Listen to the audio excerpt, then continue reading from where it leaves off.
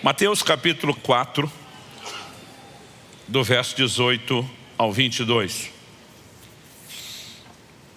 O texto sagrado diz assim: caminhando junto ao mar da Galileia, Jesus e os dois irmãos, Simão, chamado Pedro, e André. Eles lançavam as redes ao mar porque eram pescadores. Jesus lhes disse: venham comigo e eu os farei pescadores de gente. Então eles deixaram imediatamente as redes e o seguiram. Pouco mais adiante, Jesus e os outros dois irmãos, Tiago, filho de Zebedeu, e João, o irmão dele. Eles estavam no barco em companhia de seu pai, consertando as redes. E Jesus os chamou. Então eles, no mesmo instante, deixaram o barco e seu pai e seguiram a Jesus. Bom, esse texto não apenas nos revela Jesus chamando 4 dos seus apóstolos para o ministério, Pedro e André, que eram irmãos, e também Tiago e João, que também eram irmãos, e todos eles pescadores. Mas além de nos relatar o chamado, nós vemos que Jesus usa a pescaria como uma base, uma alegoria, uma analogia para falar de evangelismo. Ele diz: venham após mim e eu farei de vocês pescadores de homens, diz a maior parte das traduções, pescadores de gente. Em outras palavras, Jesus está dizendo: eu quero que vocês continuem pescando, mas nós vamos mudar o tipo de pesca. E obviamente o Senhor Jesus, ao usar essa figura, ele falava a respeito de ganhar as pessoas, ganhar almas para o reino de Deus. E isso não era algo que ele comissionou somente os seus apóstolos. Obviamente, mais à frente, depois da sua morte e ressurreição, entre a sua ausência até o tempo do seu retorno, a igreja continuaria aquilo que Jesus começou. E ele comissionou não apenas seus 12 apóstolos, mas todos os seus discípulos a proclamarem o evangelho. E é interessante notar que essa analogia da pescaria é usada para falar do evangelismo e do cumprimento da grande comissão. Em Mateus, no capítulo 13, no verso 47, Jesus novamente compara o evangelismo com pescaria. O reino dos céus é ainda semelhante a uma rede que foi lançada ao mar e apanhou peixes de toda espécie. Ou seja, Jesus não fez apenas um trocadilho, uma brincadeira com aqueles pescadores, dizendo: vamos mudar o tipo de pesca. Ele chamou outras pessoas, tinham outras funções, e não fez nenhum comentário a respeito do trabalho delas. Mateus, também chamado de Levi, era coletor de imposto. Hoje seria chamado de um fiscal da Receita, seja aí estadual, federal. E Jesus não fez nenhum tipo de comentário a respeito do que ele fazia. Mas quando Jesus teceu o comentário sobre a pesca, é porque ela de fato tem muitas figuras e ela nos ajuda a entender a visão do evangelismo, que é a grande comissão. No entanto, quando falamos a respeito da pesca, precisamos entender que a semelhança do evangelismo, ela não é algo passivo. Nós precisamos entender que nenhum pescador fica esperando que o peixe pule sozinho no barco. Mas de alguma forma, nós os crentes ficamos esperando que em algum momento o pecador decida passar pela porta, entre na igreja e ele sozinho entregue sua vida a Cristo, e a dinâmica não é essa. Essas pessoas, assim como o peixe, precisam ser buscadas. E a rede fala não apenas de uma pesca individual.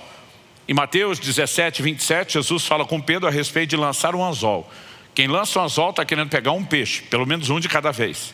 Agora, como eles estavam pescando com redes, porque eram pescadores profissionais, quando Jesus propõe a pescaria, ele está falando de um outro tipo de pesca. E ao associar o evangelismo, eu quero usar justamente a figura da pesca com rede. E esse é o tema da minha mensagem hoje: pescando com redes. A primeira coisa que eu quero destacar é que nesse chamado da parte de Deus, de uma pesca coletiva, massiva, e nós precisamos entender que essa é a mente de Deus. Em 1 Timóteo 2,4, a Bíblia diz que ele deseja que todos se salvem e cheguem ao pleno conhecimento da verdade. Deus não quer atrair, ganhar apenas alguns. Ele deseja que todos sejam salvos.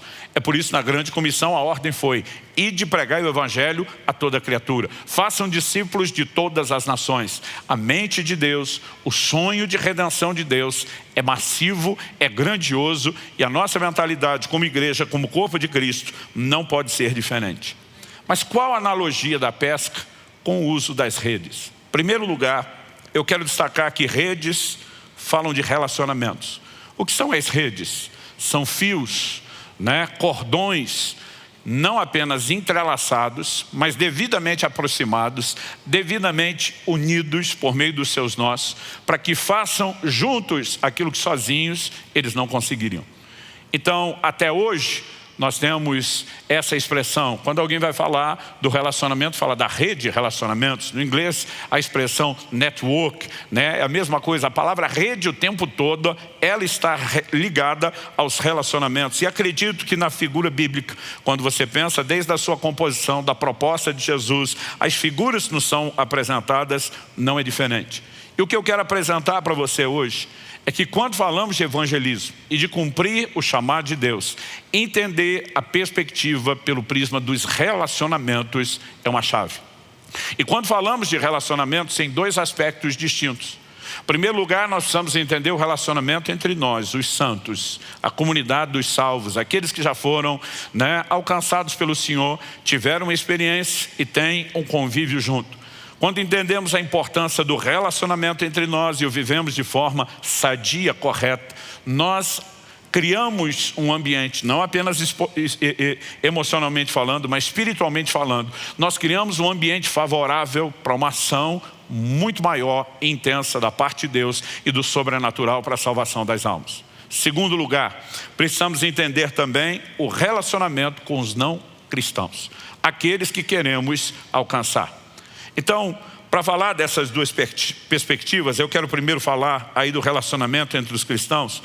Há uma relação na Bíblia entre a unidade da igreja e o poder de evangelismo, o impacto que nós podemos causar com a proclamação do evangelho no mundo. Em João, no capítulo 17, no verso 21, orando pelos seus discípulos, não apenas aqueles que caminhavam próximo dele, mas por todos aqueles que viriam a crer e ser salvos, o que inclui eu e você. Ele orando ao Pai diz assim: a fim de que todos sejam um. Ele estava orando pela nossa unidade. E como tu, ó Pai, estás em mim e eu em ti, também eles estejam em nós. Para quê? Agora vem indicativo de propósito. Para que o mundo creia que tu me enviaste. Jesus está falando que a capacidade do mundo de vir a crer está relacionada à importância da nossa unidade. De alguma forma, a relação entre uma coisa e outra. E quando lemos o livro de Atos, nós percebemos pelo menos dois relatos de como a unidade dos santos impactava o avanço do evangelho e a pregação para aqueles que ainda não haviam sido alcançados. Atos capítulo 2, do verso 42 ao 47, diz assim: perseveravam. O apóstolo Pedro prega no dia de Pentecostes, 3.000 pessoas se salvam, são batizadas, e agora a Bíblia começa a falar do estilo de vida desses convertidos que estão sendo orientados, discipulados. O texto diz assim: perseveravam na doutrina dos apóstolos e na comunhão, destaque para a comunhão, no partir do pão, nas orações. Em cada alma havia temor e muitos prodígios e sinais eram feitos por meio dos apóstolos. Todos os que criam estavam juntos, ênfase ao juntos, e tinham tudo em comum, ênfase para o comum. Vendiam as suas propriedades e bens, distribuindo o produto entre todos, à medida que alguém tinha necessidade. Diariamente perseveravam unânimes, aqui não só unanimidade, mas perseveravam unânimes no templo. Partiam pão de casa em casa, tomavam as suas refeições com alegria e singeleza de coração, louvando a Deus e contando com a simpatia de todo o povo. Enquanto isso, o Senhor lhes acrescentava dia a dia os que iam sendo salvos. Quando a Bíblia fala de um acréscimo divino, significa que Deus vai fazer o trabalho e a gente não tem que fazer nada. Mas obviamente precisamos lembrar que Jesus disse: sem mim nada podeis fazer. E eles viviam de tal forma um ambiente, não apenas de oração, de busca, andando na palavra, mas um ambiente de comunhão e relacionamento entre eles. E a Bíblia nos mostra que o poder de testemunho começa a crescer e a intervenção sobrenatural para que ele se multiplique.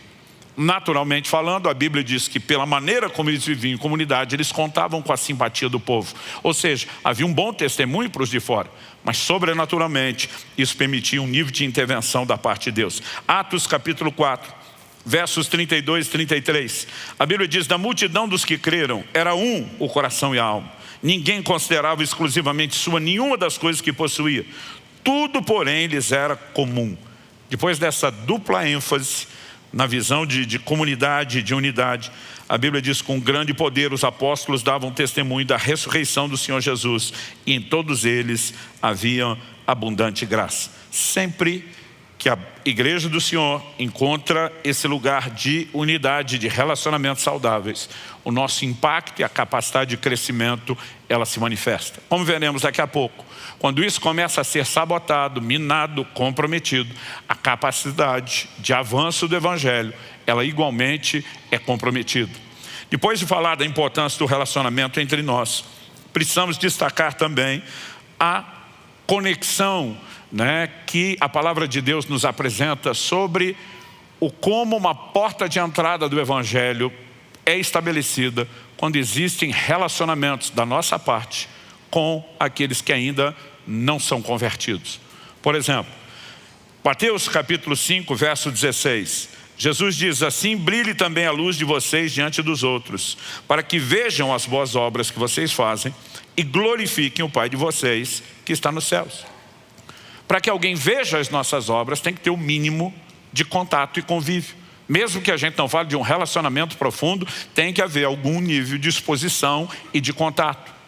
Isso não significa que a gente não possa evangelizar uma pessoa que nunca viu antes e entrar de cara pregando o Evangelho. Deus pode nos dirigir a isso. Atos capítulo 8 nos mostra como Deus, o Espírito Santo, tira Filipe de Samaria e o envia a um caminho que estava deserto, porque daqui a pouco iria passar um etíope que precisava do Evangelho. Esse homem foi ganho. A tradição cristã diz que a Etiópia toda recebeu a palavra de Deus por intermédio dele.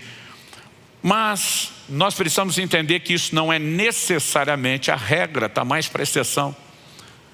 Jesus está dizendo que os homens vejam a luz brilhando através de vocês. Como que a luz vai aparecer? Tem que ter o mínimo de convívio. Filipenses capítulo 2, verso 15, o apóstolo fala a respeito de brilhar. Ele diz: para que sejam irrepreensíveis e puros, filhos de Deus inculpáveis no meio de uma geração pervertida e corrupta, na qual vocês brilham como luzeiros do mundo. Qual a diferença? Como que o brilho aparece? Ele está dizendo, enquanto a geração atual é pervertida e corrupta, vocês são irrepreensíveis e puros. Ou seja, tem que ter o mínimo de visibilidade de um comportamento para que a luz apareça. Então, de novo, pressupõe-se relacionamento. 1 de Pedro, capítulo 3, verso 1 e 2.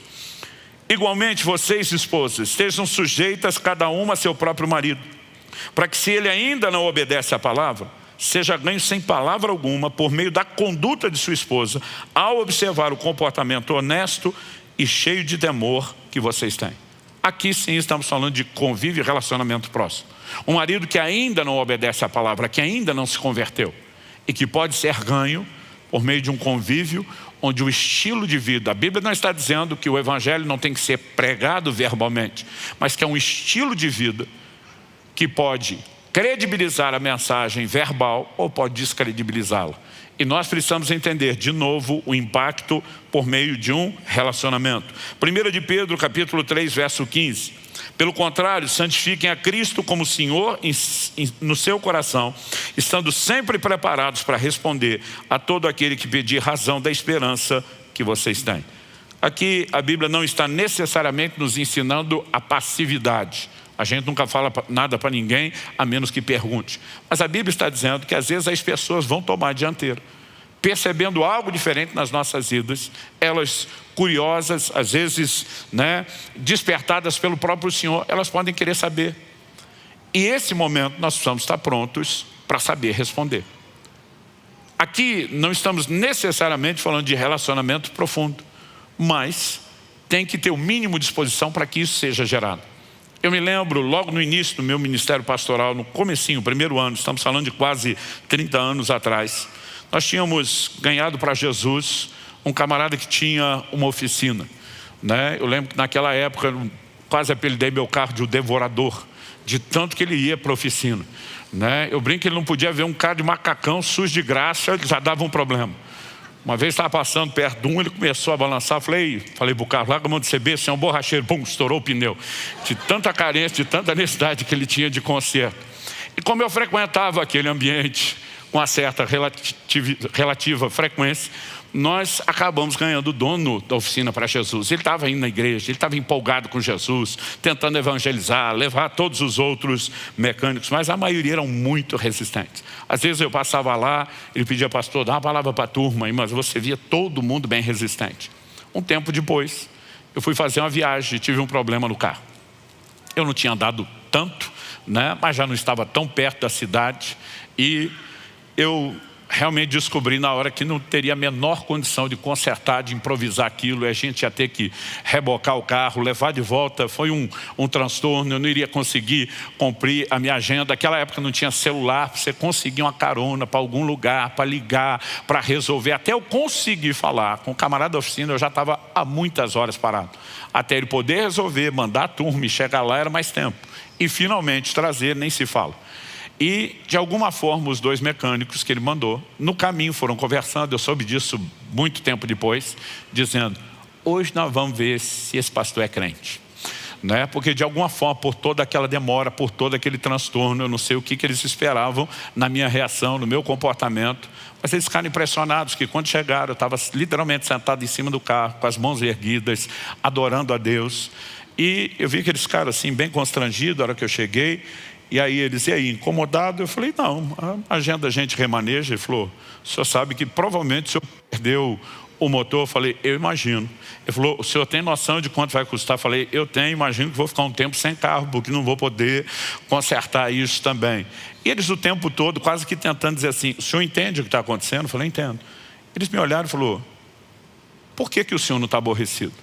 Eu falei, isso aí chateia. Mas eu tenho motivos de alegria muito maior do que os da chateação. Então, simplesmente é isso. E naquela hora não pensei, puxa, a hora de pregar o evangelho. Só respondi o que me perguntaram. Essa turma volta, e quem me contou depois foi o dono da oficina, porque eles começaram a dizer, nós queremos ir para a igreja. Nós queremos ouvir o pastor. Porque às vezes as pessoas percebem comportamentos que começam a credibilizar a mensagem que nós estamos tentando comunicar. E muitas vezes o convívio é a melhor porta para que por meio dessa capacidade de observarem, o evangelho possa ser pregado. Quem está entendendo? Então nós temos as duas dimensões de relacionamento, entre cristãos e não cristãos. Já definimos que redes falam de relacionamento e que seja a forma sadia como nos relacionamos, vai impactar o alcance de outros, ou mesmo a importância de nos relacionar com eles. Definido isso, a segunda coisa que eu quero destacar aqui, algumas vezes a Bíblia nos mostra que nesse processo de pescaria, as redes se rompem. Lucas capítulo 5, verso 6, quando fala da pesca milagrosa que Jesus proporciona a Pedro quando usa o barco dele para pregar o evangelho na Galileia, a Bíblia diz o seguinte, fazendo isso, que era obedecer o comando de Jesus, apanharam grande quantidade de peixes. E a Bíblia diz assim, e as redes deles começaram a se romper. Era tanto peixe, que ao puxar aquele peso todo, as redes começaram a não suportar. Não significa que quebrou tudo.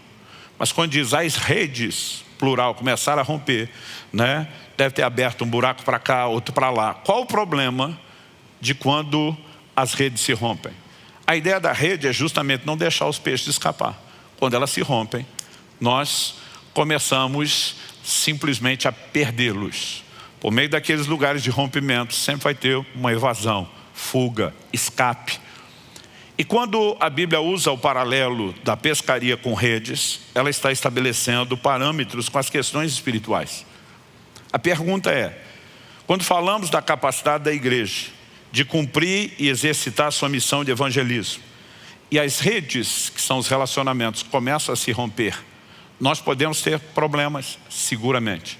Atos capítulo 6, verso 1, diz que por se multiplicar o número dos discípulos, houve murmuração dos helenistas contra os hebreus, porque as viúvas deles estavam sendo esquecidas na distribuição diária. A Bíblia deixa claro que desde o início do evangelho, as viúvas, Paulo depois orienta Timóteo explicando que são aquelas que não tinham arrimo de família, eram cuidadas pela igreja. Mas na distribuição diária de alimento aos necessitados, a Bíblia diz que o número dos discípulos está multiplicando, é cada vez mais gente chegando. E os apóstolos não estão dando conta de cuidar de todo mundo. E aqueles que de uma forma ou outra acabam sendo esquecidos, se sentem negligenciados, começam a murmurar, chorar e reclamar. A igreja não é como antes. Os homens de Deus já não têm olhos para todo mundo. E o problema começa a se instalar. Quando os apóstolos percebem isso, a Bíblia diz que eles convocam a multidão dos discípulos. Porque problemas a gente não finge que não existe, a gente tem que resolver. E eles dizem o seguinte: nós não podemos abandonar a palavra de Deus para servir as mesas. Nós temos que nos dedicar ao ministério da palavra e oração, isso é inegociável. No entanto, o cuidado com os necessitados também é. Já que o crescimento da igreja demanda isso, vamos levantar outros ministérios, vamos delegar funções. É aí que nós vemos surgir pela primeira vez os diáconos, e eles dizem: agora nós vamos ter gente cuidando de todo mundo para que ninguém seja esquecido, nós também vamos fazer aquilo que precisamos. A Bíblia diz que isso não apenas agradou as pessoas, o problema cessa, a coisa se torna funcional, a murmuração acaba, mas a Bíblia diz que o número dos discípulos começa a aumentar ainda mais. Porque normalmente a continuidade da multiplicação depende do conserto dos relacionamentos. Quando nós não cuidamos com isso, nós vamos comprometer a capacidade de avanço. Outro dia alguém falou: pastor, eu sei que o senhor fala bastante da importância do relacionamento na vida cristã, mas nós estávamos dentro de um contexto de um aconselhamento conjugal. Ele falou: mas vamos falar sério, casamento não é fácil não. Eu falei: meu amigo, a dificuldade não é o casamento. Ele: como não? Eu falei: não é o casamento. Falei: a dificuldade é você, a dificuldade sou eu, a dificuldade é cada um de nós. Falei: se o problema fosse casamento, só marido e mulher que se bicavam. Pai e filho não tinha desentendimento, os irmãos também não tinham. Ele falou: o problema é a família toda então. Eu falei: não é só a família.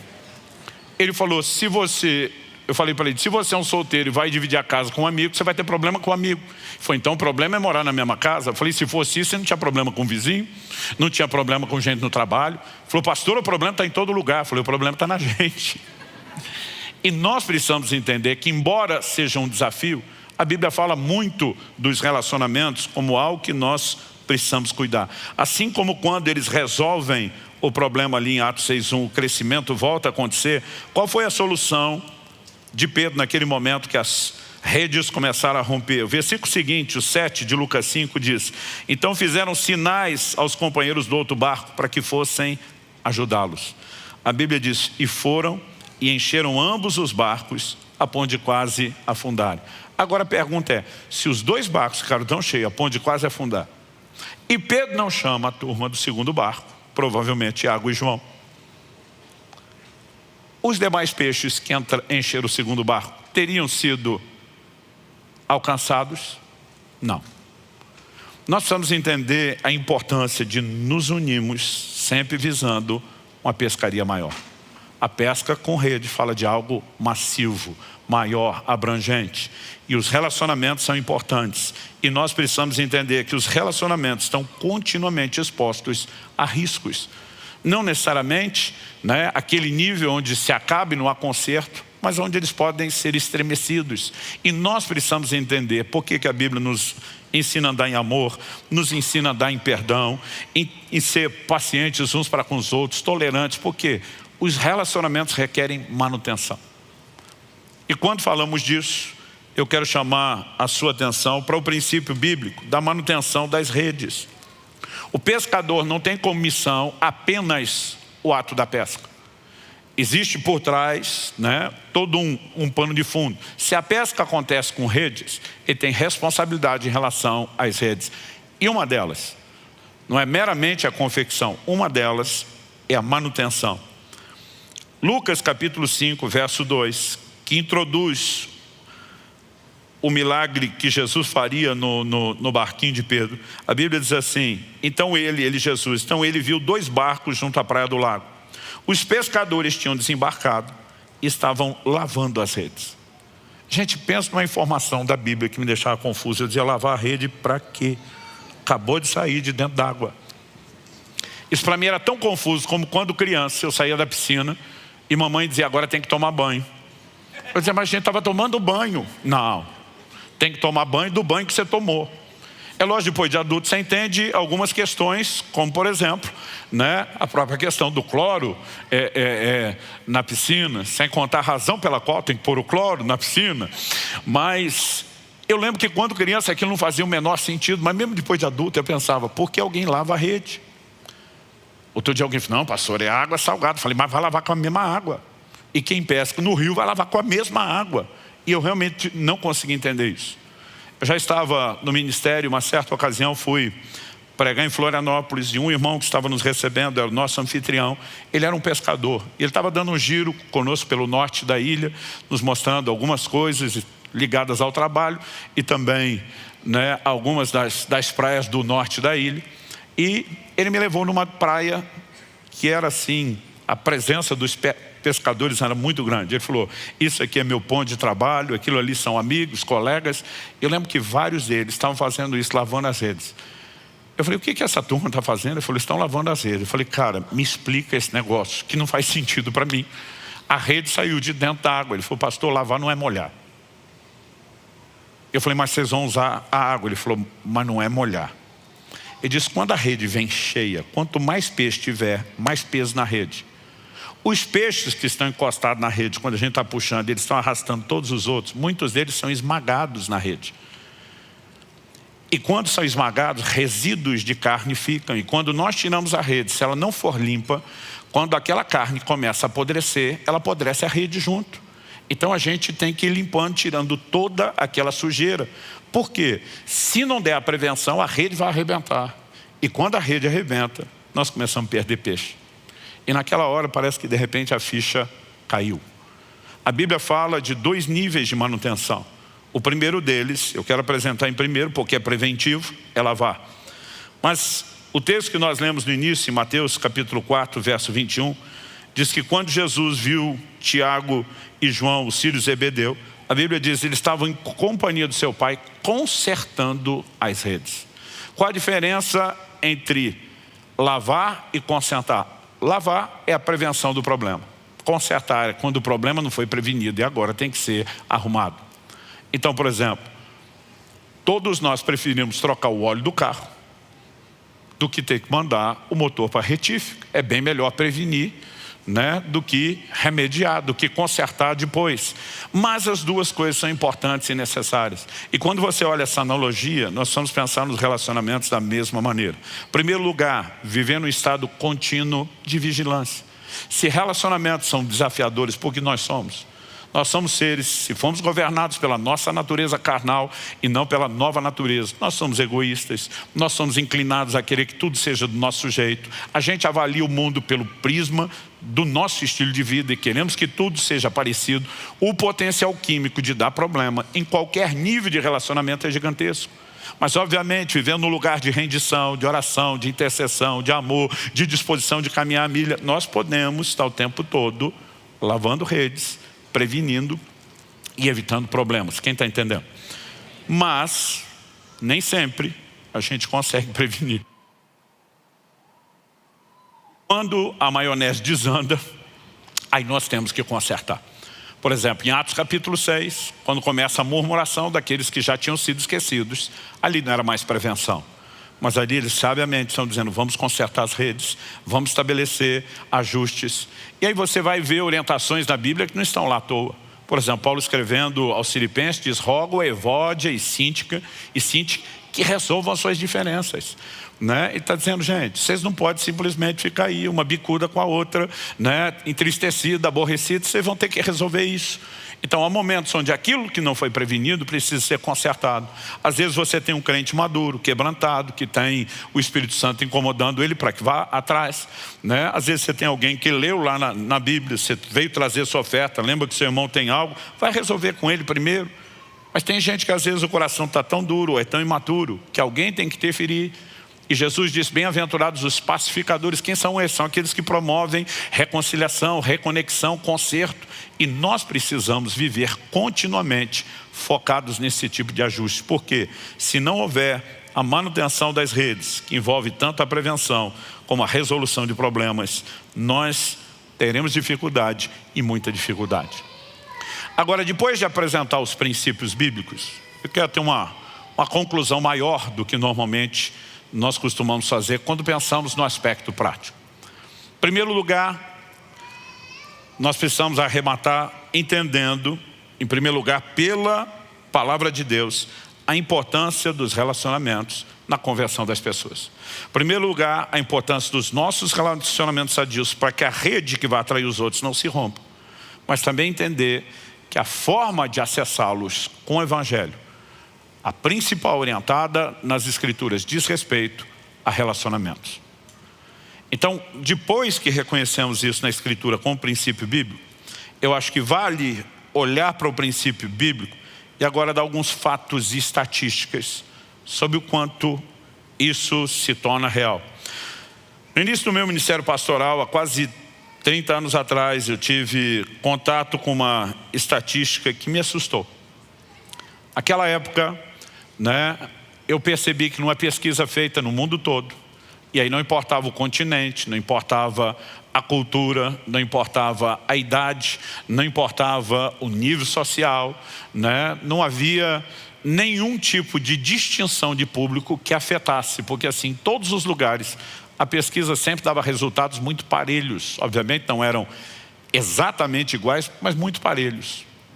Uma pesquisa foi feita com a pergunta, com o título: como você foi conduzido a Cristo? E haviam 8 possibilidades de resposta e uma nona que era genérica a outras. Naquela ocasião, olhando para aquela pergunta, eu percebi que em todo mundo, de 60% a 70% das pessoas respondiam como foi conduzido a Cristo, dizendo, por intermédio de um amigo ou um parente. 60% a 70% só na primeira resposta. E aí o restante dos 30% ou 40% vão diluindo em todas as outras 7. Eu fiquei pensando, não deve ser bem assim. E aí fizemos uma pesquisa na nossa igreja. E ela ficou muito parelha. Depois, quando estabelecemos a igreja em Irati, depois de um tempo, a gente fez a mesma avaliação. Era muito parecido. Nos primeiros anos da nossa igreja aqui em Curitiba, éramos ainda bem menores, mas nós passamos um questionário, uma ocasião para a igreja inteira responder. E nós tivemos os mesmos resultados. Alguns anos atrás, fiz uma enquete via internet no nosso site. E nós paramos a pesquisa quando ela já tinha 6.613 votos. Para quem estudou um pouquinho de estatística, já dá uma amostragem bem legal. Nessa pesquisa, nós descobrimos que não importa a quantidade, o lugar, onde a gente avalia, na igreja local, aqui no Sul, só no Paraná, no Brasil, novamente, as respostas se mantêm muito parecidas. Na nossa, 64,71%, ou seja, 4.279 das 6.613 pessoas entrevistadas responderam que foram conduzidos a Cristo por meio de um amigo ou parente. Em segundo lugar, as pessoas responderam 15,24%, 1.008 pessoas disseram por uma necessidade especial. Em terceiro lugar, 6,47%, e aqui a redução vai ficando enorme, já temos aqui praticamente 10% da primeira resposta, com 428 pessoas indicando assistindo a um culto. Em quarto lugar, em uma atividade da igreja, 299 pessoas, ou seja, 4,52%. Uma atividade significa não apenas o culto, pode ser um evento social, alguma coisa do gênero.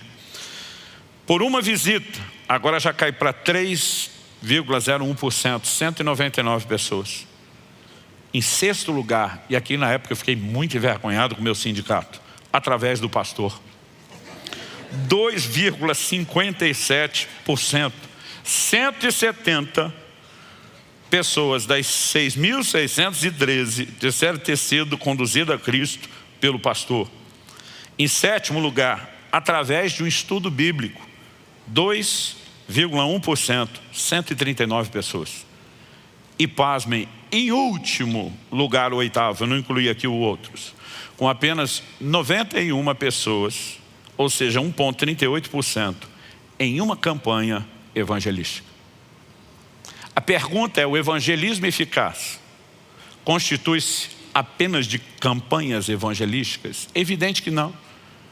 Gente, nós estamos falando de décadas da mesma pesquisa, com os mesmos dados, em todos os lugares do mundo. Isso não significa que as campanhas não devam acontecer. Isso significa que a gente tem que parar de terceirizar e entender o peso dos relacionamentos. Mas depois de um tempo avaliando isso, me ocorreu outra coisa. Eu falei, peraí. 65% ou 64,71% foram de cara respondendo um amigo ou parente. Mas 15% disseram por uma necessidade especial. Na pesquisa que nós fizemos dentro da igreja, eu comecei a ir atrás da maioria que eu conhecia. Essa necessidade especial era que não, pastor, um problema de saúde sério, e bateu o desespero, eu tinha que buscar Deus. O seu problema especial era o quê? Era um problema familiar. O seu problema especial era o quê? Era financeiro. Aí minha pergunta para as pessoas: e nessa hora de necessidade, onde você estava receptivo, quem que te pregou o evangelho ou te levou para a igreja? Sabe o que eles me diziam? Um amigo ou parente. Ou seja, os 15% estavam fora da resposta, porque eles apenas pensaram no motivo, mas não no meio. Aí eu comecei a avaliar a turma que respondeu assistindo um culto. Se apareceu sozinho na igreja, descobriu? A maioria não. Não fui convidado. Por quem? Um amigo ou um parente. Aí fomos avaliar a turma da quarta resposta em uma atividade da igreja. Onde foi que você começou a se abrir o evangelho? Não, a turma jogando futebol me chamava. E aí, no meio de muita carnalidade, eu também vi muito de Jesus na vida de alguns, tal. Ele não estava no culto, mas a receptividade começou. Quem que chamou para atividade? Um amigo ou um parente. Aí fui na turma da visita. Então você entregou a vida para Jesus por meio de uma visita? Sim. Foi um estranho que apareceu lá falar de Jesus? Não. Quem que foi? Um amigo ou um parente. E aí eu consegui entender a deficiência do meu sindicato. Porque eu fui atrás das pessoas que eu ganhei pessoalmente para Jesus, fora da igreja. E eles não tinham respondido através do pastor. E aí eu fui tomar satisfação, falei: vocês estão deixando ruim para nós. Eu te ganhei para Jesus, por que é que você não respondeu o pastor? Ele falou: o senhor não me ganhou como pastor? Eu nem sabia que o senhor era um pastor, o senhor era um vizinho, era um cliente. E começou a falar de Jesus, e depois que o senhor me levou, eu descobri que o senhor era pastor. Então mesmo quando eu ganhava a maioria deles, não estou falando de fazer o apelo no culto, porque a turma acha que fez o apelo ao pastor, ganhou. O cara que está no culto e vem no apelo foi trazido por quem? Um amigo ou parente. A maioria das pessoas que eu levei a Cristo não levei como pastor, levei ou como um amigo, alguém que teve alguma oportunidade de relacionamento, ou mesmo como parente, através de um estudo bíblico. Como é que você foi no estudo bíblico? As pessoas diziam: por meio de um amigo ou parente. E o mais ineficaz de todos, que era uma campanha evangelística, eu dizia: você parou lá por causa de um outdoor, de um anúncio no rádio? A maioria também não. Conhecido meu me convidou.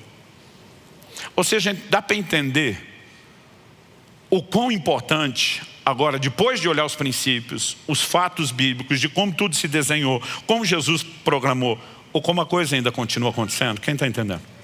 O problema quando a gente fala de evangelismo, vamos ganhar o mundo, a maioria de nós pensa: impossível, é muita gente. Outro dia um falou: não, pastor, eu me imagino assim com um baldinho, tentando jogar as ondas de volta toda uma vez. Eu falei: essa missão é coletiva, por isso nós estamos falando de pescar com redes. Nós vamos entrelaçar todos os fios, se é trabalho conjunto. A multidão ganha, não é resultado de um ou de outro, é a soma do que todos nós tocamos. Então deixa eu te ajudar a pensar num outro desenho. Se nossa missão é pregar o evangelho e ganhar outras pessoas para Jesus, vamos tentar entender o desenho do Brasil? No último censo de 2010, nós éramos 40 milhões de evangélicos. Antes dos resultados estão para sair do próximo. Os líderes estão discutindo, os mais conservadores, se estamos na casa dos 50 milhões, os mais empolgados dizendo que passamos 60 milhões. Mas vamos tentar ficar uma média conservadora aí no meio. Isso significa que hoje nós somos 1/4 da nação de evangélicos. E se nós somos 1/4 da nação, você sabe qual é o nosso desafio? Se cada um de nós, desse 1/4 da nação, ganhasse outras 3 pessoas para Jesus, e não tem que ser todo mundo esse ano, poderia ser ao longo da década, e não estou nem dizendo que nós ganhamos esse ainda vai ajudar a ganhar mais e a gente só ficou com mais nada disso. Se a gente imaginar que nossa meta de vida para a próxima década é levar 3 pessoas a Jesus, e cada um fizesse isso, sabe o que nós teríamos? Uma nação inteira rendida aos pés do Senhor, com mais 3. E eu tenho certeza que você tem pelo menos 3 pessoas no seu ciclo de relacionamento que precisam de Jesus. Mas muitas vezes nós não estamos sendo intencionais. Não, pastor, um dia eu tentei pregar o evangelho e vi que não tinha interesse. Como é que foi? Falei para ele: ou aceita Jesus ou vai para o inferno. Ele não quis Jesus, já decidiu o inferno. Falei assim, numa conversa. E sabe, às vezes nós não estamos lutando pelas pessoas, intercedendo. Colossenses 4:5 diz que nós temos que usar de sabedoria para a construção de fora. E aproveitar bem cada oportunidades surgirão. Então, para terminar de falar especificamente agora do relacionamento com os não cristãos que precisamos ganhar, nós precisamos entender que a receptividade de cada pessoa ao evangelho é diferente. E nós devemos trabalhar, né, com cada tipo de pessoa não crente com estratégias diferentes. Todo pescador sabe que dependendo do tipo de peixe que ele vai pegar, a estratégia muda. Então há lugares onde a turma sabe, tem a hora da maré, tem a hora certa, tem a hora que se alimenta, tem o lugar onde tem mais ou menos correnteza. Eles vão conhecendo a dinâmica e eles passam a se ajustar para serem mais efetivos. E quando a Bíblia diz que nós temos que aproveitar as oportunidades, usando de sabedoria, Deus está nos mostrando que a gente tem que ter essa capacidade de discernir. Por quê? Tem gente que está mais pronto para ser pescado do que outro. Tem uns que estão se oferecendo. Eu já encontrei pessoas que me disseram o que eu preciso fazer para entregar a vida a Jesus. Eu digo, uau, você veio prontinho. Não deu trabalho nenhum. Agora tem outros que você insiste, prega, ora, intercede, discute, né? A pessoa aproxima, afasta. E muitas vezes o trabalho é diferente, porque a receptividade é diferente. Em Marcos 12, 34, Jesus falou para um escriba, você não está longe do reino de Deus. O que significa essa frase? Você não está longe, ele está dizendo que está perto, mas também não estava dentro. Mas Jesus está dizendo, você está bem mais perto do que outros estão bem mais longe, apesar de não ter entrado. Resumindo, falando uma linguagem mais simples, você está facinho. Você está já na porta. Em Lucas 10, de 1 a 7, quando Jesus envia 70 dos seus discípulos para pregar o evangelho nas cidades, ele diz, quando chegar, vocês vão procurar uma casa para ficar. Vocês têm que ser hospedados. Eles não tinham essa estrutura de hotel que nós temos hoje. Então ele diz, cada vez que vocês entrarem numa casa, tentando achar o ponto, o lugar, a base, onde vocês vão ser hospedados, procure o anfitrião de vocês usando o seguinte critério. Saúdem aquela casa. Jesus disse, se houver ali um filho da paz, a paz permanecer sobre a casa é o lugar. Se a paz retornar, Jesus está dizendo, deu ruim. Sabe o que ele está falando? Antes de pregar o evangelho para toda a cidade, vocês vão achar aqueles que estão com o coração mais aberto, mais prontos. Quem está entendendo? Em Atos, no capítulo 10, nós vemos que quando Pedro foi pregar na casa de Cornélio em Cesareia, ele explica depois em Atos 11, o relato do ocorrido está no capítulo 10, mas a explicação está no 11, que quando o anjo apareceu para ele, mandou chamar Pedro, dizendo onde é que Pedro estava. O anjo disse assim, manda chamar Pedro, o qual te dirá palavras, mediante as quais será salvo tu e toda a tua casa. A palavra ali traduzida casa, oikos ou oikos no grego, ela não significa só aquela família primária, marido, mulher e filhos. Ela fala de pessoas que não só moravam na mesma casa, e antigamente a dinâmica era diferente da nossa, né? Hoje isso não é tão comum ou tão frequente, mas antigamente era um amontoado de gente. A Bíblia diz que Jesus curou a sogra de Pedro na casa dele. Ou seja, o núcleo familiar de gente morando no mesmo lugar já era maior. Mas a palavra oikos era usada inclusive para os amigos que frequentavam a casa. Quando Pedro chega para pregar para Cornélio, não está só a família imediata. A Bíblia diz que Cornélio tinha chamado seus familiares e amigos próximos. E de novo nós vemos que o evangelho que será espalhado começa através de um homem piedoso. A Bíblia diz que ele era temente a Deus, ele fazia orações, dava esmolas, não entendia ainda a salvação em Cristo, mas era alguém que estava buscando. E Deus diz, vou pegar esse que está mais próximo e através dele eu vou usar a conexão dos relacionamentos. Dá para perceber? Então está em toda a Escritura. Dr. Ralph Neighbor Jr., um dos maiores estudiosos, um dos maiores especialistas estudando as igrejas em células no mundo, ele fala no livro Tocando Corações, um guia prático, uma publicação inclusive do Ministério Igreja em Células aqui de Curitiba. Ele fala de 2 tipos básicos de pessoas a serem evangelizadas. Ele os divide em tipo A e tipo B. O que é o tipo A? Tipo B. Tipo A, facinho. Tipo B, dificinho. Tipo A, aberto e receptivo. Tipo B, fechado, coração endurecido, não interessado. E depois de simplificar isso, ele dá as características do tipo A. Ele relaciona 6 dos receptivos. Estão dispostos a participar de um culto, uma célula. Aquele que você chama, ele responde logo, ou às vezes ele pergunta.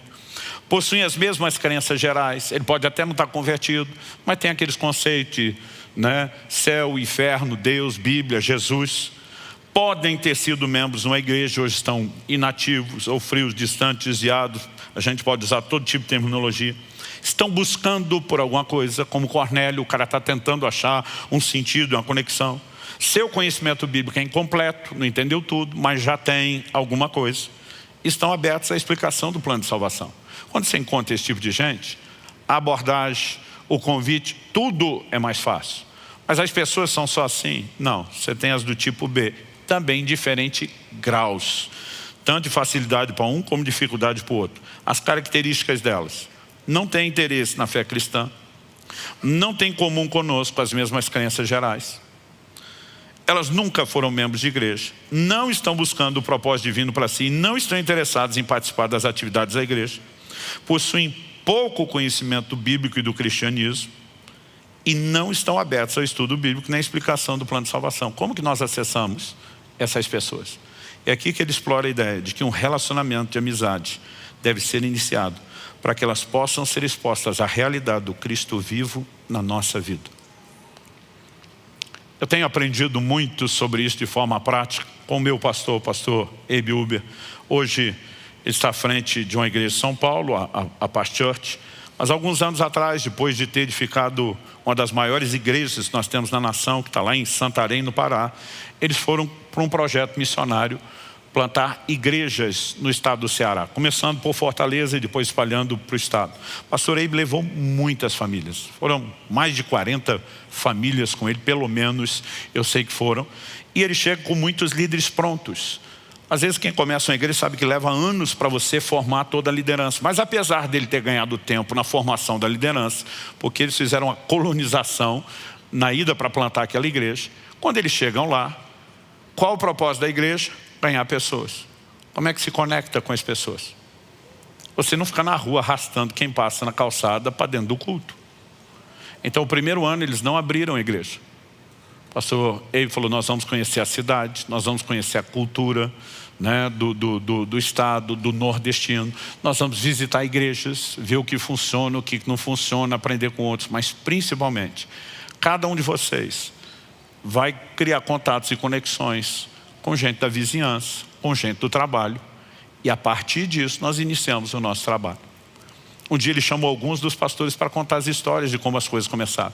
Um deles, o pastor Gildo, disse que orava muito pelos vizinhos para criar conexões. Tinha aqueles que você já começa a conhecer, alguns estão abertos, outros não, estão reticentes, mas ele sempre orando. Um dia ele estava numa venda, numa espécie de um armazém, e ele ouve um comentário de que um vizinho de algumas quadras de distância, há pouco tempo tinha perdido quase tudo que tinha na casa numa enchente. Ele morava numa baixada. E a turma contando: olha, o pessoal aí se mobilizou, ajudou muita coisa, mas eles ainda estão sem cama, dormindo no chão. O Gildo foi lá e falou: gente, desculpa, eu estava ouvindo a conversa, não quero ser entrão, mas eu gostaria de ajudar essa família. Eu posso conseguir uma cama para eles, vocês podem me dizer quem é e onde? A turma, claro, já dei endereço. Ele foi lá, bateu no portão, falou: desculpa, o senhor não me conhece, eu não quero ser invasivo, mas eu ouvi um relato de que o senhor passou um tempo atrás algo difícil aqui, houve uma mobilização aí de familiares seus, dos vizinhos, te ajudaram a recompor quase toda a casa, mas alguém me disse: o senhor está sem cama. E se isso for verdade, eu posso te ajudar. Eu tenho uma cama para lhe dar. O cara falou: eu ficaria muito agradecido, porque eu e minha mulher estamos dormindo no chão. Ele combinou: então o senhor pode, eu vou precisar que o senhor vá comigo e me ajude a desmontar e trazê-lo. Então eu preciso que o senhor vá lá em casa buscar. Eles marcaram o horário. No dia seguinte o cara foi lá. Quando ele chega na casa do pastor Gildo, e ele vê o Gildo desmontando a própria cama, ele falou: o senhor comprou outra? Ele falou: essa cama é sua? Ele falou: é do meu quarto. O senhor comprou outra e está trocando? Ele falou: não. Ele falou: não estou entendendo, eu achei que o senhor tinha uma cama sobrando. Ele falou: não, não está sobrando. Ele falou: onde é que o senhor vai dormir? Ele falou: no chão. Aí o cara falou: não, não posso aceitar. Ele falou: mas o senhor está dormindo no chão há mais tempo? Eu posso dormir um pouco, quem sabe depois a gente reveza a cama. O cara emocionou, falou: o senhor não me conhece. Ele falou: eu não estou fazendo isso apenas por você. Em outra oportunidade eu posso te contar quem eu era, como Jesus mudou minha vida, o que Ele fez por mim e pela minha família. E Ele nos ensina a se importar com as pessoas. Foi Ele que colocou no meu coração te ajudar. E você não vai me impedir de ser abençoado. Ele convenceu, levou o cara, montou a cama, e eles ficaram perturbados. Foram outro dia visitá-lo e disseram: nós queremos que vocês vão jantar na nossa casa para agradecer. Ali perguntas sobre o testemunho começaram a ser feitas. Você acha que a família foi ganha ou não foi ganha? Nós precisamos aprender a ser intencionais. E quando as pessoas descobrem que nós não estamos pregando o evangelho tentando tirar a gente, tem muita gente que por conta da mídia, e muita gente deu material para a mídia falar mal dos crentes de uma forma generalizada, eles acham que nós só estamos interessados no dinheiro deles. Quando as pessoas veem que você está disposto a meter a mão no seu bolso e financiar necessidades e ajudá-las, e que a nossa visão de evangelho é oferecer e não tirar, tudo muda. Conexões começam a se abrir, portas começam a se abrir, e por meio de um estilo de vida e não só de uma mensagem, nós podemos fazer diferença na vida das pessoas. Eu creio que nesse ano 2023, Deus quer que a gente pesque e que as redes venham cheias, mas sem se romper. Mas nós não podemos esperar que isso apenas aconteça sozinho. Nós temos que intencionalmente nos unir com Deus, recebendo a direção dEle, o encorajamento, o despertamento dEle, e dizer: nós vamos fazer girar. Uma das reuniões que tivemos de aniversário, juntando o pessoal de todos os cultos, uma pessoa me perguntou: o senhor sonhava com uma igreja desse tamanho, com milhares de pessoas? Eu falei: não. Ele falou: então isso é maior do que você planejou? Eu falei: não, eu sonhava com algo muito maior do que o que nós temos. Porque tem muita gente para ser salva. E nós não temos o direito de dizer: tá bom para nós. E para os outros que ainda não foram alcançados. Então nós precisamos ter um coração que não pare de pulsar, de amor, de preocupação pelos perdidos, que se disponha a unir-se com o Senhor nesse grande projeto de salvação. Essa é a nossa missão. Você recebe essa palavra em nome de Jesus. Pai, nós suplicamos que não apenas aqui e agora, mas que aquilo que ouvimos continue agindo, não apenas no nível da mente e da razão, mas no íntimo do coração, e que mais do que informações, que nos ajude a entender a doutrina, os princípios bíblicos, uma maneira funcional e prática que o Senhor nos tem dado de pregar o evangelho, usando portas de relacionamento.